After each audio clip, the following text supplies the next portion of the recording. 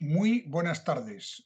Sean bienvenidos a esta nueva etapa virtual del Ateneo de Santander, que hoy estrena lo que habitualmente teníamos en el Salón de Actos, que era las sesiones del Aula de Cultura del Diario Montañés.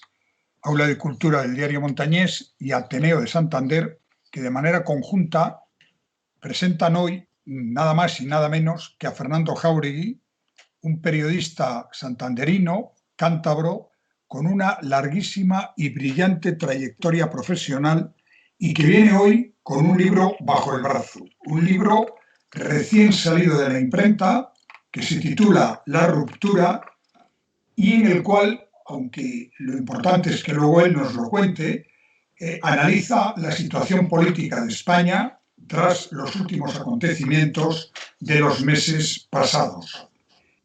Yo creo que es un libro, el propio autor hizo una broma y ahora nos lo aclarará diciendo que este libro le puede costar a él poco menos que le expulsen de España. Yo creo que no será para tanto, pero sí es un libro polémico, en el cual él dice que hay una revolución en marcha y que esta revolución quiere terminar con el régimen del año 78, o sea, con la Constitución.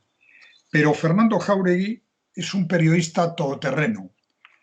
Interviene en la radio, en la televisión, en la prensa escrita como articulista, en las tertulias y al mismo tiempo ha estado en numerosas publicaciones, algunas de ellas históricas, desde la agencia Europa Press hasta periódicos como El País, Diario 16, El Periódico, El Independiente, Informaciones, en fin.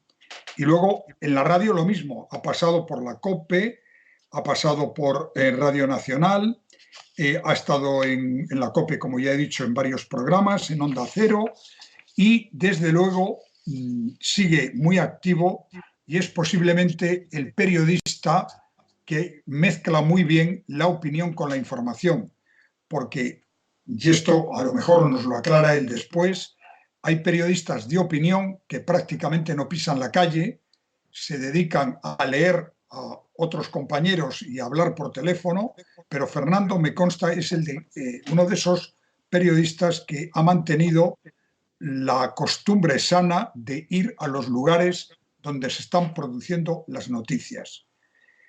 Como autor de libros, la lista es muy larga.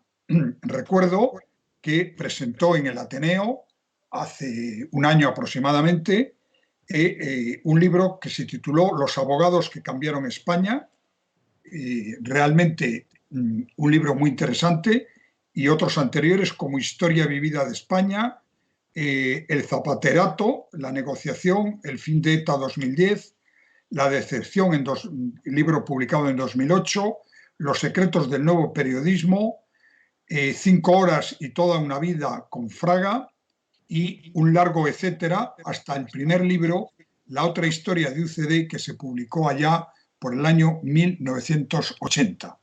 Por tanto, larga trayectoria, pero una vitalidad desbordante.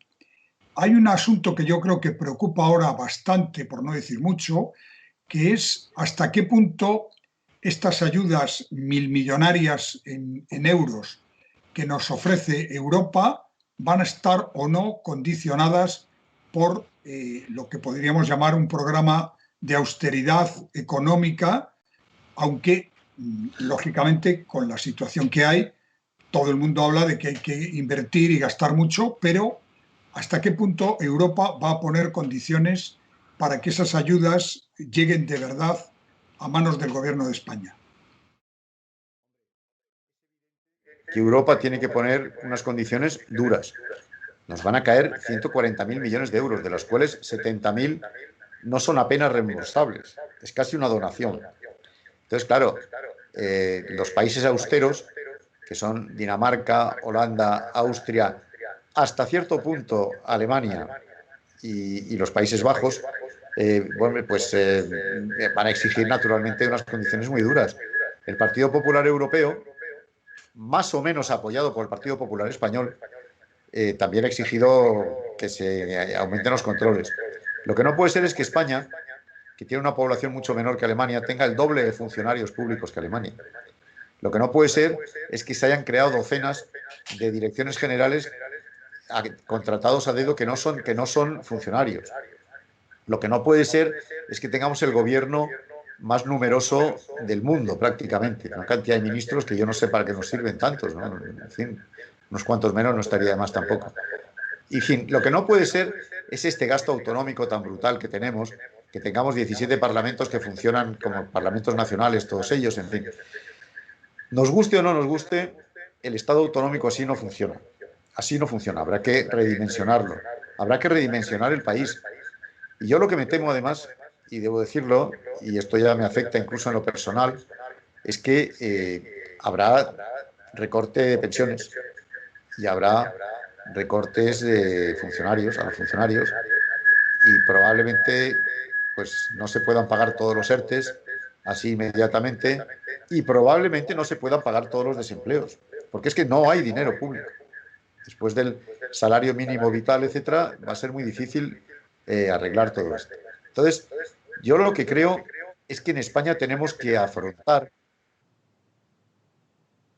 A ver, Fran, ahora te oímos muchísimo mejor, se te Bueno, entiende perfectamente, pero hay un poquito de eco.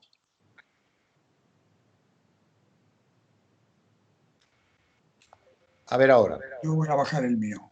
Bueno, yo lo que creo es que hay que redimensionar el Estado, ni más ni menos. Redimensionar el país. Y eso, los primeros que tienen que ponerse a ello son nuestros gobernantes, nuestros representantes, los del gobierno central, los de los gobiernos autonómicos, los de los gobiernos locales, los de la oposición y todo el mundo. No se puede vivir como hemos vivido, con choferes, guardaespaldas, jefes de gabinete, directores de comunicación, directores de no sé qué, asesores, currinches. Esto no puede seguir siendo así porque da mal ejemplo, da mal ejemplo. Dicen, es el chocolate del loro. Bueno, a veces los loros comen mucho chocolate y hay que tener mucho cuidado con eso. Entonces, efectivamente nos van a poner condiciones. Eso suponiendo todavía que nos los den. Que, oye, que ahora la semana que viene se va a discutir esto, ya veremos a ver, ¿eh? Ya veremos a ver en qué queda la cosa. Yo espero que efectivamente pues se afloje la bolsa. A lo mejor no es tan inmediato. Desde luego, si no hay dinero europeo, se acaba este gobierno. Se acaba. Pero sí, radicalmente. Y si hay dinero europeo, pues yo diría que políticamente nuestros políticos tendrán que actuar de otra manera. El espectáculo de división, de ataques, de desencuentro, de falta de colaboración que se está dando entre nuestros partidos políticos no se está dando en ninguna otra parte del mundo, excepto en los Estados Unidos, que están en época preelectoral. En ninguna otra parte del mundo, así como suena, hay una colaboración entre las fuerzas políticas. Aquí realmente, ya digo, que es que yo esta mañana estaba escuchando el debate parlamentario sobre el control, la sesión de control parlamentario, y es que me daba vergüenza. Hay momentos en que da vergüenza. Es que parece un patio de colegios, es que parece un debate de colegiales. Sobre todo cuando aparece la señorita de Esquerra siempre preguntando unas tonterías ilustres que el ministro de turno no sabe cómo contestar. Pero bueno, en general, la calidad de nuestro debate parlamentario, de nuestro debate político, es paupérrimo. Y la calidad de nuestros encuentros para construir esa comisión de reconstrucción que no está sirviendo para nada, pues es pésima. Y esto, naturalmente, en Europa están tomando nota de estas cosas. En Europa toman nota de cuando se dice que es que otras formaciones son golpistas y toman nota de cuando se dice que Pedro Sánchez quiere instaurar la Tercera República y toman nota de cuando dice que usted es el hijo de un terrorista y toman nota de cuando dice usted es una marquesona intolerable. Todo esto en Europa, que no se crean que no toman nota, están tomando nota todos los días de esta pésima calidad de nuestra vida política. Y bueno, claro, es que estos señores son los que nos van a dar 140.000 millones de euros. ¿Qué queréis que os diga? Pues bueno, pues oye, en fin, tendríamos que tener un poco más de cuidado y un poco más de adaptación a lo que son la normativa europea. Es verdad que Europa tampoco ha dado un ejemplo maravilloso con cómo ha combatido el coronavirus, sobre todo algunos países, ¿no? Pero yo creo, sinceramente, y no es por fustigarme, pero creo que España ha estado a la cola de la eficacia muchas veces. Y la muestra es que ahora mismo seguimos sin saber cuántos muertos hemos tenido, o estamos teniendo todos los días. Esto de que no tenemos ninguno es una mentira, evidentemente. y tenemos el mayor número de sanitarios infectados del mundo. Algo no hemos hecho bien, señor Sánchez, aunque usted salga todas las semanas diciendo que qué bien lo ha hecho. Pues no. Bueno, Fernando, ahora que te oímos muchísimo mejor, ¿por qué no nos cuentas un poco el contenido de este libro que has titulado con un título contundente, La ruptura? Bueno, lo voy a enseñar porque si no lo ven, Sí, no se lo creen. Sí, señor, tengo aquí el libro, mire usted. A ver que lo céntralo un ponga poco más. Póntelo delante de la cara. ahí, espera, que No, no es fácil, no es fácil porque... vuélvelo un poco. Ahora, a ver. Ahí un poco mejor. Bueno, ahí. Aquí nuestro técnico se está partiendo de risa, el muy cabrito, claro, porque joder, es que también es para partirse, claro, pero bueno, la ruptura se llama. No se ve Muy muy bien. claro, pero la ruptura. En fin, en cualquier caso, el libro tiene una primera parte muy dolida, porque es el momento en el que el rey rompe con su padre, con un comunicado terrible, muy mal hecho, por cierto, en el que le acusa de corrupto a su padre, le retira la asignación del presupuesto de la zarzuela, y yo me acuerdo de cómo vivimos 40 años, muchos, el juancarlismo, que es que, claro, yo me hago una autocrítica, porque sabíamos muchas de las cosas que ahora que ahora se están contando y se están revelando, las sabíamos a finales de los años 90 y a mediados de los años 90, y nos las callábamos. Nosotros y los presidentes del gobierno, que fueron cómplices de esos silencios también, y que dejaron hacer al rey pues muchas cosas de manera tal que él se sintió, además de inmune, impune. Y bueno, ahí cuento en el libro, que ya a mediados de los años 90 se planteó que el rey tenía que abdicar en la persona de su hijo. Y ahí hubo un movimiento, ahora nadie lo recuerda o nadie se enteró muy bien, pero yo lo cuento ahí con pelos y señales, porque el rey en ese momento estaba en manos de gente como Javier de la Rosa o como Mario Conde, que pues con graves desviaciones, digamos, éticas, ¿no?, con respecto a lo que debía ser el manejo de dinero y la percepción de comisiones, etcétera. Entonces, ese es un tema muy grave. Y luego en el libro pues cuento un poco lo que han sido mis 50 años de vida profesional, de periodista. A través de anécdotas pues procuro obtener enseñanzas para jóvenes que quieran estudiar periodismo, o para periodistas que quieran seguir la carrera, o para todo el mundo en el fondo, porque lo que sirve para los periodistas sirve para todo el mundo, ¿no? Y además la comunicación cada día es lo más importante. Yo concluyo que hemos fallado bastante lamentablemente, los medios de comunicación hemos fallado bastante lamentablemente en todo este proceso. Y probablemente si estamos aquí donde estamos es porque no hemos sabido ser lo suficientemente independientes y lo suficientemente críticos. Y ahora estamos en un momento malo para la libertad de expresión y malo para el ejercicio del periodismo, porque todo va a tener que cambiar muchísimo en el futuro. Después de estas ruedas de prensa telemáticas que nos está dando cada semana el señor presidente del gobierno, pues ya el ejercicio del periodismo seguramente nunca va a ser igual. Ese ejercicio presencial que Manuel Ángel Castañeda y yo, que llevamos muchos años en esto, hemos hecho siempre, de ver a nuestra fuente a la cara, de mirarle a los ojos, mirarle a ver si está mintiéndonos o está diciéndonos la verdad, a ver si está nervioso, a ver si tiene sueño, a ver si le aburrimos, eso ya no va a ser posible, porque ahora nos vamos a ver a través de una pantalla, o no nos vamos a ver a través de una pantalla, a saber. Pero digo, no nos vamos a ver porque a veces fallan las pantallas, eso, me refería a eso. Pero en fin, esto es el tema. No, el libro es muy crítico, a mí me ha costado mucho escribirlo, me va a costar disgustos. Hombre, no me va a costar el exilio, evidentemente, esto es una frase publicitaria de la editorial, claro que quiere vender libros, yo también los quiero vender, pero en fin. Pero me va a costar romper bastantes amistades. Ya de hecho, ha habido 2 personas a las que les dejé leer el libro antes que me pidieron que no lo publicase, o que no publicase lo que se refiere a las críticas al llamado rey emérito, por ejemplo, ¿no?, que no les ha gustado. Y bueno, supongo que hay mucha gente a la que no le va a gustar, evidentemente, ¿no? También alguna crítica a mis compañeros de profesión, pues también hago, porque yo la verdad es que me siento un poco verso suelto dentro de la profesión. Pero un verso suelto muy interesante, y que yo creo que imprescindible va a ser leer este libro, La ruptura, que, como he dicho antes y reitero, está calentito, recién salido de las máquinas de imprimir, de las rotativas, en este caso de las imprentas. Pero, Fernando, yo creo que ahora mismo políticamente en España la pregunta que tú has contestado en parte al inicio de tu intervención es qué va a pasar con los separatismos, me refiero al catalán y al vasco, pero también con esas derivas pseudonacionalistas, independentistas que ya afloran en Mallorca, en Valencia, en Galicia y en algunos otros lugares. Bueno, por empezar por el final, yo creo que en Galicia no. Galicia hay un rebrote del gallego y poco más. Hay un cierto sentimiento nacionalista, pero no me parece a mí que sea un peligro, digamos, para la unidad de España, como tampoco lo es Euskadi, tampoco. Ahora mismo, en las encuestas del Euskobarómetro te dicen que hay un 14% de independentistas en el País Vasco. O sea, con esto ya lo estamos diciendo todos. Y yo creo que el propio PNV no es independentista. Por tanto, ahí no. El problema es Cataluña, el problema es Baleares. No la Comunidad Valenciana, yo creo.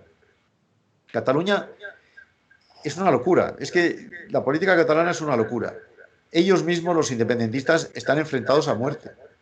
Yo el otro día hablaba con Pere Aragonés, el vicepresidente escuchaba y hablaba en un foro de estos, el vicepresidente de la Generalitat, y él reconoce que las relaciones entre Esquerra y Junts per Cat, es decir, entre Torra y Puigdemont, no pueden ser peores en estos momentos.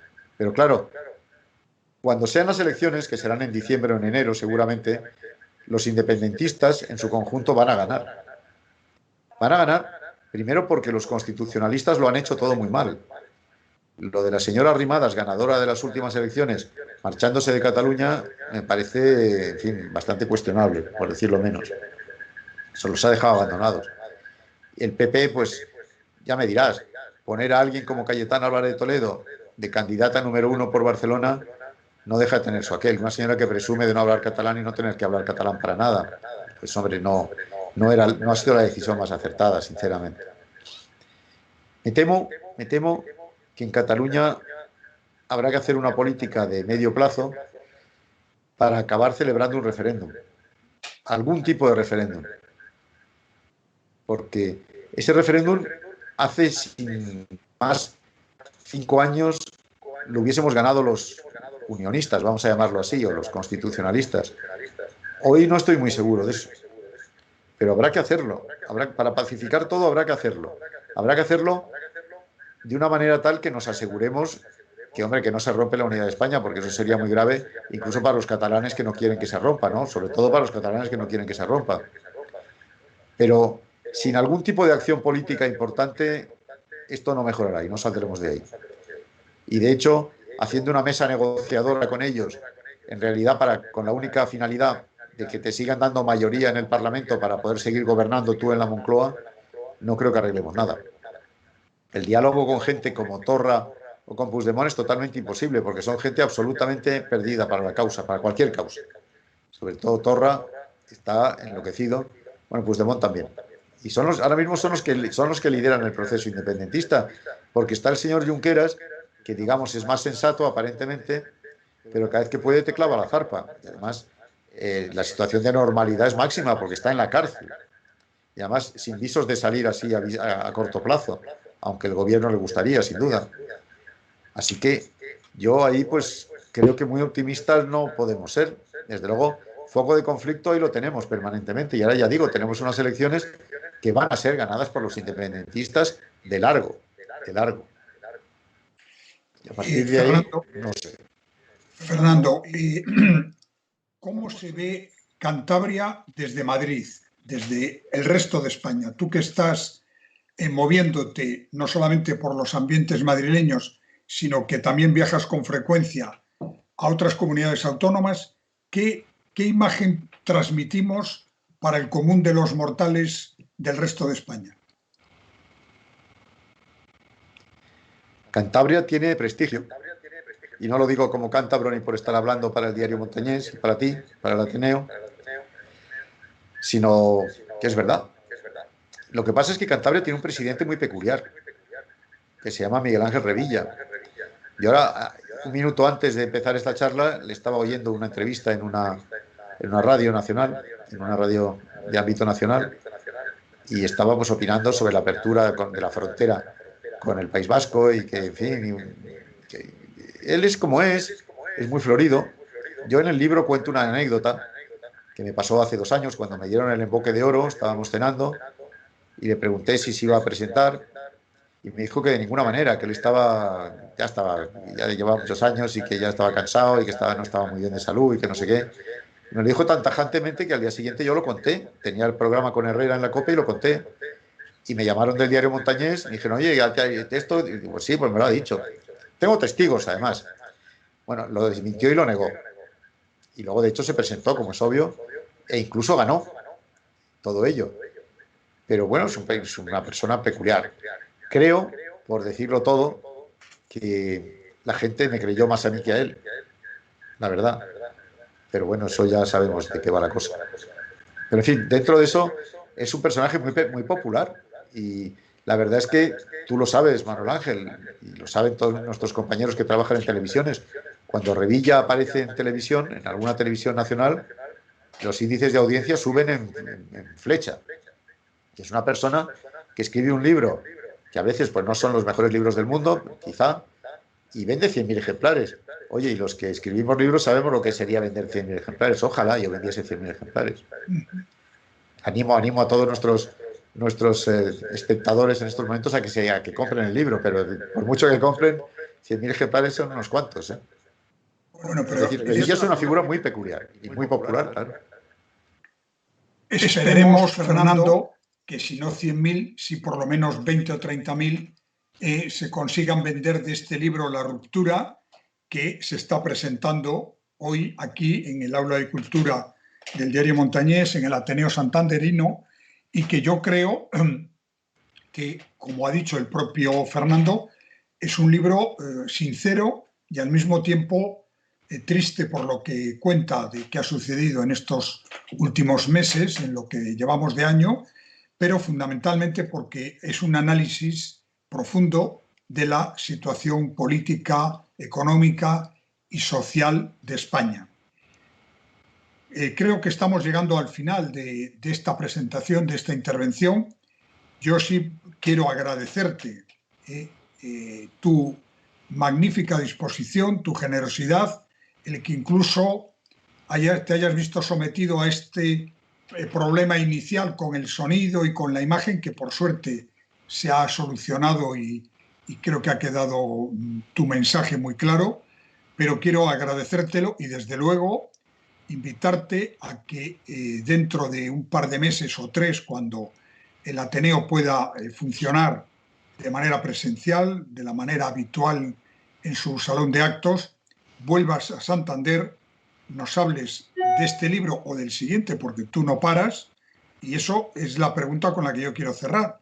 ¿Qué estás pensando escribir ahora? No digo ya escribiendo, que posiblemente también. No, lo que voy a hacer ahora es un gran debate entre periodistas sobre el futuro del periodismo. Ya hemos dicho que la ruptura, uno de los sectores a los que más va a afectar es al periodismo, a la comunicación. No se acabó, pero, en fin, se limitará mucho el periodismo presencial, se limitará mucho el periodismo de papel. El periodismo de papel va a sufrir mucho. Habrá muros de pago en todas partes. Los periódicos harán, pues como debates como este que estamos teniendo ahora, los harán constantemente. Y luego no vamos a salir indemnes de esas ruedas de prensa semanales del presidente telemáticas, donde, por cierto, algunos de nuestros compañeros, debo decirlo, no brillan tampoco a demasiada altura crítica. Eso le ha venido muy bien al presidente. El presidente es un genio, el presidente o quien le rodea es un genio de la imagen, es un genio de la comunicación, no cabe la menor duda. Es tan bueno como la oposición mala. Desde luego parece que ha dejado de existir. Y eso tiene sus costes, tiene su precio. Hacer una política exclusivamente de imagen pues siempre va en detrimento de la verdad y de la transparencia. Eso es un tema que a mí me preocupa. Y eso es algo que tenemos que analizar. Entonces lo que voy a hacer es algunos encuentros como este, con algunos más compañeros, espero que se oiga mejor por mi voz, pero bueno, lo procuraremos, a ver si lo arreglamos. Pues haré varios encuentros como este, bastantes, y eso, las conclusiones de ese debate, en el que participarán, y espero que tú también, Manuel Ángel, participes, que participarán pues bastantes decenas de periodistas, pues dará lugar a un libro que vamos a hacer con Almuzara sobre el periodismo del futuro.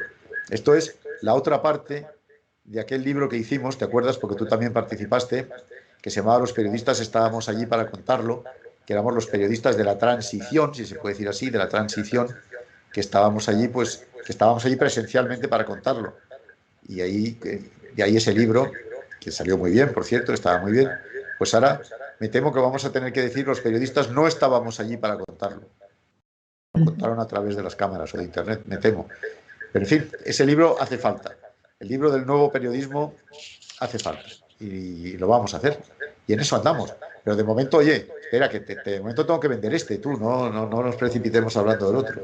Bueno, yo recomiendo que ustedes que nos están viendo lean este libro, La ruptura, escrito por Fernando Jáuregui, que nos ha adelantado aquí algunos de los contenidos y yo creo que incluso nos ha hecho ya desear leer desde las anécdotas, que son siempre golosas, hasta el fondo del análisis que hace Fernando Jáuregui de la situación en España.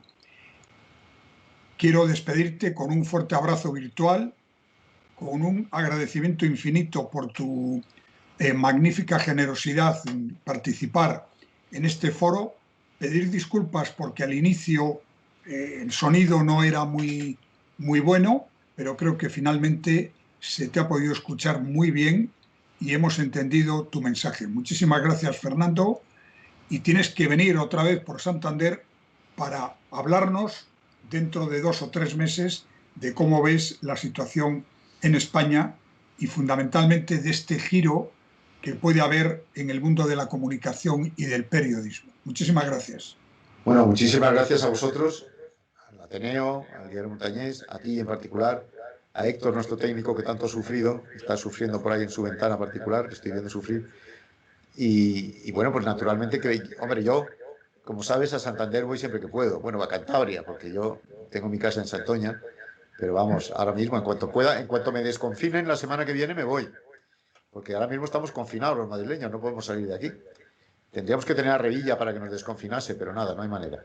Bueno, pues oye, un fuerte abrazo a todos, muchísimas gracias y esperemos que la ruptura no sea tan grande como yo me temo que va a ser. Me temo. Un saludo a toda la gente que nos está viendo y escuchando. Malamente escuchando, pero un saludo a todos.